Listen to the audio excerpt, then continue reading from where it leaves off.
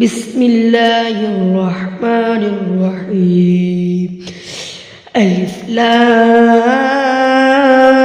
ميم ذلك الكتاب لا ريب فيه هدى للمتقين الذين يؤمنون بالغيب ويقيمون الصلاة ومما رزقناهم ينفقون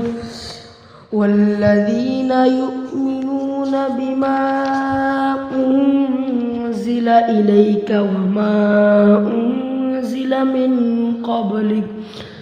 وبالآخرة هم يوقنون أولئك على هدى من ربهم وأولئك هم المفلحون إن الذين كفروا سواء عليهم أأنذرتهم أم لم تنذرهم لا يؤمنون